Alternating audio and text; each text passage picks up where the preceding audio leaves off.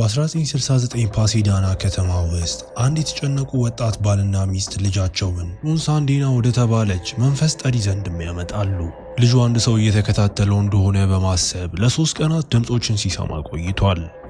ልጁ ከአንድ የጂፕሲ ጋሪ ላይ የብር የአንገት ሐብል ሰርቆ እንደነበር የታወቀ ሲሆን ነገር ግን ሐብሉን መመለሱ እንኳን ድምጾቹን ሊያስቆማቸው አልቻለም። ሳንዲና ልጁን ለማዳን ወደ ቤቷ ወስዳ የአምልኮ ስነ ስርዓት ማከናወን ብትጀምርም ነገር ግን በጣም ዘግይቷል። ጥላዎቹ ልጁን ለመውሰድ መጥተው ድንገት የማይታይ ኃይል አዋቂዎቹን ገፍትሮ አርቋቸው ልጁ በፍርሃት ተውጦ እየሮጠ ሲሄድ በረንዳው ላይ ተሰናክሎ ወድቆ ሳንዲና ተከትለው ስትሮጥ ልጁ በወለሉ ላይ ሳይንቀሳቀስ ተኝቶ ታይዋለች። ወላጆቹ ወደ ልጃቸው ሲሮጡ ወለሉ ላይ ስንጥቅ ይከፈትና የተቃጠሉ እጆች ልጁን ወደ ገሃነም ጥልቀት ጎትተውት ስንጥቁ እንዲሁም ልጁም ይጠፋሉ። ሳንዲና ከዲያብሎስ ጋር እንደገና ለመገናኘትና ራሷን ለመቤዠትም ቃል ትገባለች። በአሁኑ ጊዜ በፓሳዲና ከተማ ክሪስቲን ብራውን በአንድ ባንክ ውስጥ የብድር ኦፊሰር ሆና እየሰራች ነው። ለትልቅ የሥራ እድገት እየተዘጋጀች ያለችው ክሪስቲን ረዳት ሥራ አስኪያጅ ለመሆን ልቧ ቆርጧል። አለቃዋ ሚስተር ጂም ጃክስን ለማስደመምና ተቀናቃኟን ስቱ ሩቢንን ለማሸነፍ ቆርጣለች። በሚያሳዝን ሁኔታ ሚስተር ጃክስ ጠንካራ ውሳኔዎችን ማድረግ እንደምትችል አያምንምና በቁም ነገርም አይመለከታትም። ወደ ቀድሞ የምሳ እረፍት ልኳት ለሱና ለስቱ 2 ሳንዱቾችን እንድታመጣም ጠየቃት። ክሪስቲን ተስፋ በመቁረጥ ስሜት በአቅራቢያው በሚገኝ ዩኒቨርሲቲ የሥነ ልቦና ፕሮፌሰር የሆነውን ፍቅረኛዋን ክሌይ ዳልተንን ትጎበኝና አብረው ምሳ ከበሉ በኋላ ክሪስቲን ለሳንቲም ክምችቱ የሚሆን ብርቅዬ ሳንቲም ሰጥታው ስልኩ ሲጠራ ስማው ተሰናብታው እየራቀች ስትሄድ የክሌይ እናት በስልክ ስታናገር ትሰማለች። ክሌይ የመጣው ከሀብታምና ከከፍተኛ መደብ ቤተሰብ ሲሆን ወይዘሮ ዳልተን ልጃቸው ከማትታወቅ የገጠር ሴት ጋር የመጠናናቱን ሀሳብ አይወዱትም። እሷም ሄዳ ከመቼውም ጊዜ በላይ በከፋ የመንፈስ ጭንቀት ወደ ሥራ ደርሳ ስቱ አሁንም ለአለቃው እያጎበደደ ሲሆን የዳልተን ቤተሰቦችን ለማስደመም ይህንን የሥራ እድገት ከፈለገች ጠንካራ ውሳኔዎችን እንዴት እንደምትወስን መማር አለባት። እድሏ ሚስስ ሲልቪያ ጋኑሽ በተባለች አንድ ልክ ያልሆነ አይን ካላት እንግዳ አሮጊት ሴት በኩልም ይመጣል። ወይዘሮ ጋኒሽ የቤት ብድሯን መክፈል ባለመቻሏ ባንኩ ቤቷን እየወረሰባት ነው። ለብድሯ ተጨማሪ ጊዜ ለመጠየቅም የመጣች ሲሆን ነገር ግን ቀደም ሲል በባንኩ 2 ጊዜ ተጨማሪ ጊዜ ተሰጥቷት እንደነበረ ታወቀ። ክሪስቲን አቋሟን ለማሳየትና ጠንካራ ውሳኔዎችን ማድረግ እንደምትችል ለአለቃዋ ለማሳየት ስትል የወይዘሮ ጋኑሽን ይግባኝ በቁርጥ ውሳኔ ውድቅ በማድረግ ምንም ልታደርግላት እንደማትችል ተነግራታለች። ወይዘሮ ጋኒሽ ከመቀመጫዋ ተነስታ ቤቷን እንድትመልስላት በጉልበቷ ተንበርክካ ክሪስቲንን ስትለምናት ክሪስቲን በሁኔታው ግራ ተጋብታ ወደ ኋላ እየሸሸች የጥበቃ ሰራተኞችን ትጠራለች። አሮጊቷ ወለሉ ላይ ወድቃ ሙሉ በሙሉ የመዋረድ ስሜት እየተሰማት ክሪስቲንን ተመልክታት ወይዘሮ ጋኑሽ ወደ እሷ ስትዘል ነገር ግን የጥበቃ ሰራተኞች ይዘው በኃይልም አስወጧት። ክሪስቲን በሁኔታው ብትደናገጥም ነገር ግን ሚስተር ጃክስ በአቋሟ በመጽናቷ ተደንቆ እንደ ሽልማትም ለባንኩ አስፈላጊ የሆነ ደንበኛ እንድትይዝ ፈቅዶላት ስለ ሥራ እድገቱም ያረጋግጥላታል። ቆየት ብሎ በዚያው ምሽት ከሥራ በኋላ ክሪስቲን ብቻዋን ወደ ጨለማ የመኪና ማቆሚያ ሄዳ ከሷ መኪና በተቃራኒ የወይዘሮ ጋኑሽን መኪና የሚመስል ብቸኛ መኪና ቆሞ ታያለች። ወደ መኪናዋ ስትቸኩል መጠራጠርና ፍርሃት ውስጥ ገብታ ድምጽ የሰማች መስሏት ጭንቅላቷን አዙራ ቁልፎቿን ወደ መኪናው በርም ትሰካለች። በፍጥነት ወደ ውስጥ ገብታ ወደ እሷ በአየር ላይ የሚንሳፈፍ መሐረብ አይታ መሐረቡም የአሮጊቷን ፊት ቅርጽ ሲይዝ እሷም እየጮኸች ክሪስቲን ወደ ኋላው ወንበር ስትዞር ወይዘሮ ጋኑሽ ታይታ ጭንቅላቷን ይዛት ክሪስቲን ለመላቀቅ በመሞከር ስትጮህ ከሳጥኗ ውስጥም ስቴፕለርን ይዛ የመኪናውን ነዳጅ ተጭና ከመሄዱ በፊት ስቴፕለሩን በአሮጊቷ ፊት ላይ በተደጋጋሚ መታው። መኪናው ወደ ኋላ በመሄድ ሌላ መኪና ሲጋጭ ይህም አሮጊቷ እጁን እንድትለቅም አደረጋት። ክሪስቲን ማርሹ ወደፊት ቀይራ እንደገና ነዳጅ ስትረግጥ አሮጊቷ እጆቿን በክሪስቲን አንገት ላይ ጠምጥማም ታንቃታለች። የደህንነት ቀበቶዋን አውልቃ በቀጥታ ሌላ የቆመ መኪና ላይ ስትጋጭ ይህም ወይዘሮ ጋኑሽን ወደፊት በመወርወር የውሸት ጥርሷ ከአፏ እንዲወጣ አደረገ።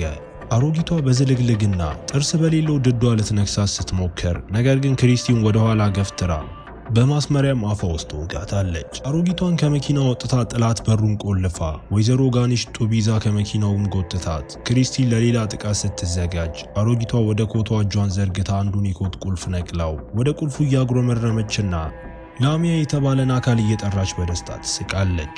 ወይዘሮ ጋኑሽ ቁልፉን ለክሪስቲን መልሳላት በቅርቡ እየለመነች እንደምትመጣ ነግራት ክሪስቲን ራሷን ስታ ስትነቃም ወይዘሮ ጋኑሽ ጠፍታ እሷን በፍጥነት ፖሊስንና ፍቅረኛዋንም ትጠራለች። ክሌ ክሪስቲንን ከቦታው ወስዷት ወደ መኪናው ሲሄዱ ክሪስቲን እድሏን የማየት ፍላጎትም አደረባት። ክሌ ተጠራጣሪ ቢሆንም አብሯት ሄዶ ራምጃስ የተባለውን ባለራዕይም አግኝተው በአንድ ትንሽ ጨለማ ክፍል ውስጥ ራምጃስ የክሪስቲንን እድል ማንበብ ጀምሮ የሆነ ነገር ከሷ እንደተወሰደ በተለይም የኮት ቁልፍ እንደሆነ ይሰማዋል። ወደ ክሪስቲን መጪው ጊዜ ሲመለከት ንፋስ ወደ ክፍሉ ይገባና አንዱን የፎቶ ፍሬም ሲሰብር ከዚያም የዲያብሎስን ምልክት በእሷ ላይ ተመለከተ። ራምጃስ ወደ ኋላ በማፈግፈግ አንድ ሰው እንደረገማትም ነግሯት ገንዘባቸውን ሊመልስላቸው ሞክረው የሥራ ካርዱን ይሰጣቸውና ማሰናበታቸው። ክሌ አሁንም ስለ ሁኔታው ተጠራጣሪ ቢሆንም ወደ ቤት ወስዷት በአንድ ሰዓት ውስጥ እመለሳለሁ ብሎ ከድመታቸው ጋር ቤት ውስጥ ብቻዋንም ይተዋታል። ክሪስቲን ከዕለቱ አስጨናቂ ሁኔታዎች በኋላ ለመዝናናት ብትሞክርም ነገር ግን በጣም ዘግይቷል። እርግማኑ ቀስ በቀስ መከሰት ጀመሮ ኬክ ጋግራ ከጨረሰች በኋላ ዕቃዎቿን ስታስቀምጥ አንድ የድሮ ፎቶዋን አይታ የገጠር ሴትነቷን ታሪኳን ወደ ኋላ መተው ስለፈለገች ፎቶውን ጨምድዳ ትጥላለች። ልክ በዚያን ጊዜ ከበሩ የሚመጣ ድምፅ ትሰማና አጥሩ ክፍት ሆኖም አይታ ኃይለኛ የንፋስ ሽውታ በቤቱ ውስጥ ሁሉ ሲዞርና መብራት ሲያጠፋ ትንፋሿ እየተቆራረጠ ወደ ኩሽና ሮጣ መስኮቱን ዘግታ ንፋሱ በቅጽበት ሲቆም ቤቱ በዝምታም ተዋጠ። የእጅ ባትሪ ይዛ ግድግዳው ላይ ያሉትን ጥራዎች ወደ ቀንድ ያለው ምስል ሲቀየሩ ተመልክታ ወደ ካቢኔቶቹ ተወርውራ ከንፈሯ ተቆርጦ ወለሉ ላይ ስትወድቅ መብራቱን ተመልሶ ክሌ ይመጣና ዶክተር ሲጠራላት ይህ ከድንጋጤ በኋላ የሚመጣ ጭንቀት እንደሆነና ነገሮች እንደሚሻሻሉ ያረጋግጥላታል። በሳምንቱ መጨረሻ ወደ ወላጆቹ የገጠር ቤት እንዲሄዱ ሐሳብ ሲያቀርብ ይህም አስደስቷት ሌሊት ተኝተው ሳለ ዝንብ ወደ ክፍሉ ገብቶ በፊቷ ላይ ተቀምጦ ወደ አፏ ሲገባ እሷም እያሳለች ነቅታ ተመልሳ ስትተኛ በአጠገቧ የወይዘሮ ጋኑሽን የበሰበሰ አስክሬን ስታይ ጮኻ አስክሬኑ አልጋ ላይ ተጭኖ ይዟት ፊቷ ላይ ትልም ተፍቶባት ክሪስቲን በአልጋው ላይ ደንግጣ ተቀምጣ ቅዠት ብቻ ስለነበረ እፎይታ ይሰማታል። ክሌ ወደ ሥራ አድርሷት እሷም ትላንት ስለተፈጠረው ነገር አሁንም እየተጨነቀች ወደ ባንኩ ገብታ ለምን እንደሆነ ባታውቅም ዓለም የተለወጠችም ይመስላታል። በሄደችበት ሁሉ የወይዘሮ ጋኑሽን ፍንጭ እያየችም እየተጠራጠረች በስቱ ላይ ትዕግስት በማጣት እየጮኸችበት ድንገት ስልኳ ሲጮህ አንስታው ነገር ግን ደም ካፍንጫዋ መፍሰስም ጀመረ። ሚስተር ጃክስ ምን እንደሆነ ለመጠየቅ ሲቀርባት በአለቃዋ ላይ ደም ተፍታበት በፍርሃት ተውጣ ዕቃዎቿን ይዛ ስትወጣ እሷ ሳታውቅ እሱ የደንበኛ ሰነዶቿን ከጠረጴዛው ላይ ይሰርቃል። ክሪስቲን ወደ ወይዘሮ ጋኑሽ የልጅ ልጅ ኢሌንካ ቤት ሄዳ ነገሮችን ለማስተካከልና ለመርዳት እንድትችል ኢሌንካ እንድታስገባትና አያቷን ይቅርታ እንድትጠይቅም ትማጸናታለች። ኢሌንካ ብትንቃትም ነገር ግን ወደ ምድር ቤትም መርታት ክሪስቲ ወደ ታች ወርዳ ራሷን እንግዳ በሆነ ስነ ስርዓት ውስጥም አግኝታው ሰዎች እየበሉ እየተነጋገሩና እየጠጡ ሳለ ወይዘሮ ጋኑሽን ትፈልጋለች። ድንገት በሆነ ነገር ተሰናክላ ወለል ላይ ስትወድቅ የወይዘሮ ጋኑሽ አስክሬን በላዩ ላይ አርፎ ወይዘሮ ጋኑሽ መሞታና ይህ የቀብር ስነ ስርዓቷ እንደሆነ ታወቀ። ዘመዶቹ አስክሬኑን ከላዩ ላይ ለማንሳት ሲረዷት ክሪስቲንም ቆማ ራሷን ለማረጋጋትም እየሞከረች ኢሌንካ ወደሷ መጣ የሚመጣብሽ ነገር ሁሉ ይገባሻል ብላት ክሪስቲን አሁን ወደሷ እያፈጠጠ ያለውን አስክሬን ስታይም ትንቀጠቀጣለች። ወይዘሮ ጋኑሽ በሞትም ቢሆን ልትለቃትም አልፈለገችም። ክሪስቲ ራምጃስን ለማየት ወስና በላሚያ እየታደነች እንደሆነም ተረድታ ላሚያ ጂፕሲዎች ክፉ ስራቸውን ለመስራት የሚጠሩት ጥቁር ፍየል ነው። ላሚያ ተጎጂውን ለ3 ቀናት ካሰቃየ በኋላ ራሱን በመግለጥ የተረገመውን ዕቃና የባለቤቱን ነፍስም ይወስዳል። የተረገመው ዕቃ ከተጎጂው ተወስዶ ተረግሞና ከዚያም ተመልሶ የተሰጠም ነገር ነው። ክሪስቲ የተረገመው ዕቃ የኮት ቁልፏ መሆኗን ስትረዳ ደንግጣ ራምጃስ ላሚያ ከላይዋ እንዲለቃት ከፈለገች እንስሳ በመሰዋት ልታባብለው እንደምትችል መክሯት እንዴት እንደምታደርግ የሚያሳይ መጽሐፍም ይሰጣታል። ክሪስቲን ወደ ቤት ተመልሳ በላሚያ የታደነችም ይመስላታል። ከቤቱ የሚመጣ ድምፅ ሰምታ ከቤቷ ውጭ የዲያብሎስን ጥላም እየተመለከተች ወደ ላይ ስትሮጥ ጥላው በደረጃው ላይ ሲወጣም ታያለች። ወደ ኋላ ፍግፍጋ መኝታ ቤቷ ውስጥ ቆልፋ ፍቅረኛዋ ጋር ለመደወል ስትሞክር የወይዘሮ ጋኑሽ ፎቶ በስልኳ ላይ ሲመጣ ወርውራ ጣለችው። ላሚያ አሁን ከበሯ ውጪ ነው። እጆቹ ነፍሷን ወደ ገሃነም ለመውሰድም እየተዘረጉ ነው።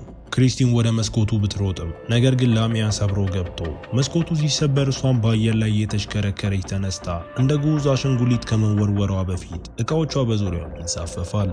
በዝብርቅርቁ ክፍል ውስጥ ዙሪያዋን እየተመለከተች በወሰነችው ውሳኔ ቆርጣ ወደ ኩሽና ተመልሳ ቢላዋ ይዛ ድመታቸውን ትሰዋለች። የቤት እንስሳቸውን አስክሬን በጓሮ ውስጥ ከቀበረች በኋላ ክሌ ይመጣና ከወላጆቹ ጋር ያላቸውን እራት ለማራዘም ሲሞክር፣ ነገር ግን ክሪስቲን መሄድ እንደምትፈልግም ነገረችው። ወደ ዳልተን ቪላ ቤት ደርሰው አቶና ወይዘሮ ዳልተን በቀዝቃዛ ሁኔታም ተቀብለዋቸው ሚስተር ዳልተን ግንኙነታቸውን ቢታገሱም ወይዘሮ ዳልተን ግን በጣም ትዕቢተኛ ናቸውና ክሪስቲን እንግዳ እንደሆነች እንዲሰማት የማድረግ እድልም አያመልጣቸውም። በእራት ሰዓት ወይዘሮ ዳልተን ክሪስቲንን እያወራቻት በገጠር ስትኖር የነበራትን አስቸጋሪ ታሪክ እንድታምን የሚያደረገቻት ሲሆን ለመጀመሪያ ጊዜ ወይዘሮ ዳልተን በክሪስቲን ታማኝነት ይደነቃሉ። ሁሉም አብረው ሲስቁ ድባቡ ቀላል ሆኖ፣ ነገር ግን ክሪስቲን የራቀ ድምፅ ስትሰማ ከፍርሃት በስተቀር ምንም አይሰማትም። ኬኳን ስትጎረጉር በውስጡ የሰው ዓይንም አይታ በቢላዋ ስትወጋው ደምም እየፈሰሰ በድንገት በጭንቅላቷ ውስጥ ከፍተኛ ጩኸት ሰምታ ራሷን ለመቆጣጠር ብትሞክርም ነገር ግን ብዙም ሳይቆይ በሳልም ትታወካለች። ከአፏ ዝንብ ስትተፋ ይህም ወይዘሮ ዳልተንንም አስደንግጧት ክሪስቲን ያንን ከፍተኛ ድምፅ እንደገና የሰማች ሲሆን ነገር ግን በዚህ ጊዜ ከነጎድጓድ መሰል ማንኳኳት ጋርም ነው። በሁኔታው ተበሳጭታ ላሚያ ብቻዋን እንዲተዋት እየጮኸች ብርጭቆውን ወደ በሩም እየወረወረችው ክሪስቲን ስትወጣ ሚስተርና ወይዘሮ ዳልተንም በድንጋጤ ውስጥም ይቀራሉ። ክሪስቲን ራምጃስን እንደገና ጎብኝታ ድመታቸውን በከንቱ እንድትሰዋ ስላደረጋት ስትቆጣው፣ እሱ ግን እነዚህ እየተገናኙባቸው ያሉት ጨለማና ኃይለኛ መናፍስት መሆናቸውንም አስታወሳት። ሊረዳት የሚችል ሰውም ያውቃል፣ ነገር ግን ይህ ሰው ራሱን በነፃ ለአደጋ ለማጋለጥም ፈቃደኛ አይሆንም። እስከ ነገ $10,000 በጥሬ ገንዘብ እንደሚያስፈልጋትም ለክሪስቲን ነግሯት፣ በሚቀጥለው ቀን ክሪስቲ በሚስተር ጃክስ ቢሮ ውስጥ ተገኝታ እንደ አዲሱ ረዳት ስራ አስኪያጅ የደሞዝ ቅድመ ክፍያ ማግኘት እንደምትችልም ትጠይቃለች። ትልቁ ደንበኛቸው ስምምነታቸውን ወደ ሌላ ባንክ በመውሰዱ ምክንያት የስራ እድገቱ መዘግየቱንና በማንኛውም ሁኔታ ቦታውን ለእስቱ ለመስጠት እያሰበ መሆኑን ይነግራታል። ክሪስቲን ተስፋ በመቁረጥ ወደ ቤት ተመልሳ ያላትን ጥሬ ገንዘብ ሁሉ ሰብስባ አንዳንድ የድሮ ዕቃዎቿን ለመሸጥም ወደ ጎጆዋ ስትገባ ወይዘሮ ጋኑሽ ከመጋረጃው ጀርባ ወጥታ አንገቷን ግድግዳው ላይ ትይዛታለች። ክሪስቲን ገመድ ስትቆርጥና አንድ ብረት በቀጥታ በአሮጊቷ ፊት ላይ ሲወድቅ ጭንቅላቷ ፈንድቶ ደም በክሪስቲን ፊት ላይም ተረጭቶ፣ ነገር ግን ትነቃና ቅዠት ብቻ እንደነበረም ትረዳለች። ዕቃዎቿን በአንድ መደብር ብትሸጥም ነገር ግን አሁንም ተጨማሪ ገንዘብ ያስፈልጋታል። ክሌ ይመጣና በኩሽና ውስጥ ከገንዘቡ ጋር ስታለቅስ አግኝቷት ለራምጃስ ሙሉ ክፍያውን መክፈሉንም ይነግራታል። ስለ ሁኔታው ሁሉ ተጠራጣሪ ቢሆንም ስለ ክሪስቲን ያስባልና ለእሷ ሰላም ለማግኘት ይህ የሚያስፈልግ ከሆነ ለማድረግ ፈቃደኛ ነው። ይህንን ስትሰማ እያመሰገነችውም አቅፋው ወደ አንድ አሮጌ መኖሪያ ቤት ሄደው ራምጃስ አግኝቷቸው እሱም አሮጊት ከሆነችው ሾን ሳንዴና እና ከረዳቷ ሚሎስ ጋርም አስተዋወቃቸው። ሳንዴና ክሪስቲን እየደረሰባት ያለውን ነገር ታምናለችና በላሚያ ተረግሞ የነበረውን የአንድ ወጣት ልጅ ታሪክም ታካፍላታለች። አውሬውን በመጨረሻ ለማጥፋት እነዚህን ሁሉ ዓመታት የጠበቀች ሲሆን ዛሬ ማታ እድሉ መጥቷል። ሳንዴና በመሃሉ የመንፈስ መገናኛ ጠረጴዛ ወዳለበት ትልቅ ክፍል ወስዳቸው በዚህ ቦታ መናፍስት የሚያልፉበት ልዩ በር በመሃልም አለ። ሚሎስ ከክሪስቲን አጠገብ ፍየል ሲያስር ጠረጴዛው ዙሪያም ተቀምጠው ሳንዴና ሜንቻ አውጥታ ላሚያን በኃይል ወደ ፍየሉ እንደሚያስገቡትና ሚሎስ እንስሳውን ለመግደል ሜንቻውን እንደሚጠቀም ትነግራታለች። ሳንዴና ስርዓቱን ስትጀምር እጅ ለእጅ ተያይዘው ድንገት ዜማው ቆሞ በዙሪያቸው ያሉ ዕቃዎችን መንቀሳቀስ ጀመረው። ክሪስቲን የመናፍስት ቡድን ወደ እነሱ ሲመጡ ስታይ ስትደነግጥ ሳንዴና ያልተረጋጉትን ነፍሳት አባራ ላሚያ እየመጣ እንደሆነም ይሰማታል። ክሪስቲን ስትዞር የኮቴ ድምፅ እየቀረበ ሲመጣ ሰምታ በጭንቅላቷ ውስጥ ከፍተኛ ጩኸት ተሰምቶ ከዚያ ቆሞ ላሚያ የሳንዴናን አካል ሲቆጣጠር እሷም ትንፋሿ ይቆራረጣል። ራምጃስ ላሚያን እያነጋገረው ምን እንደሚፈልግ ሲጠይቀው እሱ የክሪስቲንን ነፍስ እንደሚፈልግ ገልጾ ወደ ክሪስቲን ቢዘለም ነገር ግን በምትኩ ፍየሉንም ነካው። ሚሎስ ከመቀመጫው ተነስቶ ሜንቻውን ወደ እንስሳው ሲሰነዝር ነገር ግን ገመዱን በጥሶት ፍየሉ እሱን ነክሶ ላሚያን ወደ እሱ ማስተላልፎ ራምጃስ እንዲወጣ ሲያዘው ሚሎስ በጠረጴዛው ላይ መደነስ ጀምሮ መንፈሱ ወንበር ላይ ወደ ባለ ራእዩ በመወርወር ራሱን እንዲስስ ሲያደርገው ክሪስቲን ለመሸሽም ትሞክራለች፣ ነገር ግን በላሚያ ታገደች።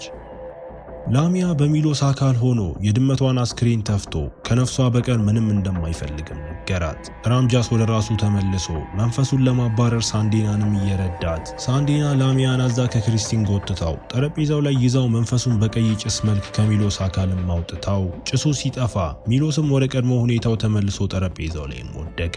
ክሪስቲን ሳንዴናን ስታመሰግናት ነገር ግን እሷ ወለሉ ላይም ወድቃ ራምጃስ ሊቀሰቅሳት ቢሞክርም ነገር ግን በጣም ዘግይቷል። ስርዓቱ በሰውነቷ ላይም ከፍተኛ ጫና ስላሳደረባት ሞታለች። የሳንዲና አስክሬን በአምቡላንስ ሲወሰድ ራምጃስ ለክሪስቲን ገና እንዳልተጠናቀቀ ይነግራታል። ላሚያ አሁንም በነፃነት ይዞራልና ፍየሉ ስላልታረደ ወደሷም ይመጣል። አሁን ብቸኛው መንገድ ላሚያ በክሪስቲን ፋንታ እነሱን እንዲወስድ የተረገመውን ዕቃ ለሌላ ሰው ማስተላለፍ ነው። ቁልፉን በኤንቨሎፕ ውስጥ አድርገውት እሱን ለማስወገድ እስከ ጠዋት ድረስ ጊዜ እንዳላትም ነገራት። ወደ ቤት ሲሄዱ ክሪስቲን ለክሌ ሁሉም ነገር እንዳበቃ ዋሽታው ወይዘሮ ጋኑሽን መንገድ ላይ እያየቻት አንድ አዛውንት ሊገጩ ምንም አልቀራቸውም። የቁልፉ ኤንቨሎፕ ጨምሮ ፋይሎቹ ወለል ላይም ተበትነው አሁን የውሳኔው ክብደት በቦርሳዋ ውስጥም እየተሰማት ይህንን እርግማን ለሌላ ሰው ማስተላለፍ አለባት፣ ካልሆነ ግን እሷ ገሃነም ትገባለች። ቤት ሲደርሱ ነገር ግን ክሪስቲን ለሳምንቱ መጨረሻ ጉዟቸው ባቡር ጣቢያ እንደምትገናኘው ነግራው ኤንቨሎፖቹን በፋይሏ ውስጥ ስትፈልግ ለአፍታ ብደነግጥም ነገር ግን በፍጥነት አገኘችው። ክሪስቲን ወደ ምግብ ቤት ሄዳ እርግማኑን የምታስተላልፍበት ሰው ስትፈልግ ድንገት አንድ ሐሳብ መጣላት። እሱን በስልክ ጠርታው ሰነዶቹን ከጠረጴዛዋ ላይ የሰረቀው እሱ መሆኑንና ትልቁን ደንበኛቸውን ወደ ተቀናቃኝ ባንክ እንዲሄዱ ያደረገው እሱ መሆኑን ለሚስተር ጃክስ እንደምትነግር በማስፈራራት ወደዛ እንዲመጣም አድርጋው እሱ በደቂቃዎች ውስጥ ደርሶ ለአለቃቸው እንዳትነግርበትም ይለምናታል። እያለቀሰ ሲወድቅ አዝናለት ሐሳቧን ቀይራ እንዲሄድ ነግራው አሁን ተስፋ ቆርጣም ራምጃስን ስትጎበኘው እሱም የተረገመውን ዕቃ ለሞተ ሰው መስጠት እንደምትችልም ነገራት። ክሪስቲን አካፋ ይዛ ወደ መቃብር ቦታ ሄዳ መኪና እየነዳች ሳለ ያ መሐረብ እንደገና ታይቶ የወይዘሮ ጋኑሽን ቅርጽ ይዞ ሊያፍናት ሲሞክር መኪናውን አቁማ ጨርቁን ቀዳው። አካፋዋን ይዛ ወደ መቃብር ቦታም ገብታ የወይዘሮ ጋኑሽን አስክሬን ቆፍራ አፏን ከፍታ የተረገመውን ቁልፍ ባለቤትነት ወደ አሮጊቷ በማስተላለፍ መደበኛ መግለጫም ታደርጋለች። ክሪስቲን ከመቃብሩ ለመውጣት ስትሞክር ዝናቡ ጉድጓዱን መምላት ጀምሮ አስክሬኑ ተንሳፎ መስቀሉ ጭንቅላቷ ላይ ሲወድቅ ይህም ወደ ውሃው ጎትቷት በጥቂት ሰከንዶች ውስጥ ክሪስቲን ከውሃው ወጥታ መስቀሉን በመጠቀም ራሷንም ትጎትታለች። በመጨረሻ ከጂፕሲው እርግማን ነፃ በመሆኗ እየተደሰተች ጠዋት ወደ ቤቷ ተመልሳ ለጉዟቸው ቦርሳዋን ስትጭን ሚስተር ጃክስ እስቱ የውስጥ መረጃ አሳልፎ እንደሰጠ ካወቁ በኋላ የሥራ እድገቱን እንዳገኘችም ሊነግራት ይደውላል። ክሪስቲ ክሌን ለመገናኘት ወደ ጣቢያው ነርታ በዛው በተለይ ለጉዞው አዲስ ኮት ለመግዛትም ትወስናለች። ይህ በእንዲህ እንዳለ ክሌ ጋብቻ ጥያቄ ቀለበት በኪሱ ይዞ እየጠበቃት ነው። በመጨረሻ ተገናኝተው ክሪስቲን በሁኔታው ሁሉ ሙሉ በሙሉ ስለደገፋትም አመስግናው ስለ አሮጌው ኮቷ ሲጠይቃት እሷ ግን እንደጣለችው ትነግረዋለች። ልክ በዚያን ጊዜ ክሌ የተረገመውን ቁልፍ የያዘ ኤንቨሎፕ የሚያወጣ ሲሆን ክሪስቲን የተሳሳተ ኤንቨሎፕ እንደወሰደችና ለወይዘሮ ጋኑሽ ለክሌ ልትሰጥ ያሰበችውን ብርቅዬ ሳንቲም እንደሰጠቻትም ታወቀ። ክሪስቲን ደንግጣ ወደ ኋላ ስታፈገፍግ በባቡር ሀዲዱ ላይም ወድቃ ክሌ ሊረዳት ወደ እሷ ቢሮጥም ነገር ግን በጣም ዘግይቷል። ከክሪስቲን በታች ጉድጓድ ሲፈነዳ ባቡሩ በፍጥነት እየመጣ የተቃጠሉ እጆች ወደ ገሃነም ጥልቀትም ይጎትቷታል። ክሌ የተረገመው ቁልፍ አዲስ ባለቤት ሆኖ በማይታመን ሁኔታ ቆሞ ከመመልከት ውጪ ምንም ሊያደርግ ሳይችልም እያሳየን ፊልሙ እዚህ ጋር ይጠናቀቃል። እስከ መጨረሻው አብራችሁኝ ስለነበራችሁ አመሰግናለሁ። በቀጣይ ቪዲዮ እስክንገናኝ መልካም ጊዜ